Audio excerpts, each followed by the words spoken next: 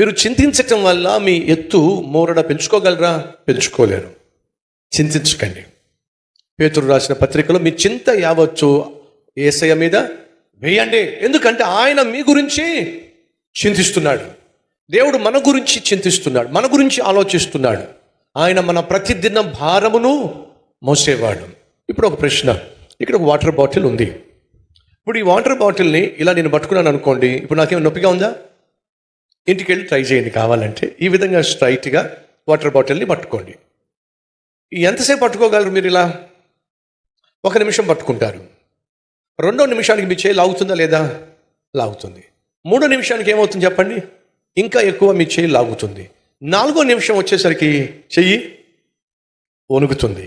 ఇక 5వ నిమిషం వచ్చేసరికి ఇక కష్టమైపోతుంది, దించేస్తారు. జాగ్రత్తగా వినండి. ఇది నేను పట్టుకున్నట్లయితే ఇది నాకు నొప్పిని తీసుకొస్తుంది. మీరు ఎంతమందికి అర్థమైంది? ఇది మీ చేతుల్లో ఉన్నట్లయితే ఎంత ఎక్కువసేపు దీన్ని మీరు ఉంచుకుంటారో, చేతిలో ఉంచుకుంటారో, అంత ఎక్కువసేపు ఇది ఏం చేస్తుంది? మీకు బాధను పుట్టిస్తుంది. ఇది మీ చేతుల్లో ఉన్నప్పుడు ఎంత ఎక్కువగా అది ఉండే కొలది బాధ పెరుగుతూ ఉంటుంది. ఆ మీ చేతుల్లో ఉన్న దాన్ని వదిలేశారనుకోండి, ఇప్పుడు బాధ పెరిగిందా, తగ్గిందా, తీరిందా? బాధ తీరిపోయింది. ఇది మీ జీవితంలో తీరని ఒక సమస్య. ఈ తీరని సమస్యను మీ చేతుల్లోనే పట్టుకున్నట్లయితే అది మొదట మీ చేతిని బాధ పెడుతుంది, ఆ తర్వాత మీ శరీరం అంతటికి బాధ తగులుతుంది. అనగా సమస్యను దయచేసి మీ చేతుల్లో పెట్టుకోకండి, మీ చేతులతో పట్టుకోకండి.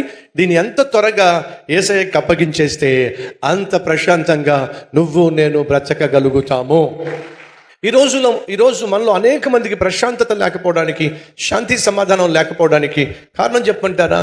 మీ సమస్యలను మీ చేతుల్లోకి తీసుకున్నారు. మీ సమస్యలు మీ చేతుల్లోకి తీసుకొని మీ సమస్యలు మీరే పరిష్కరిద్దామని ప్రయత్నం చేస్తున్నారు.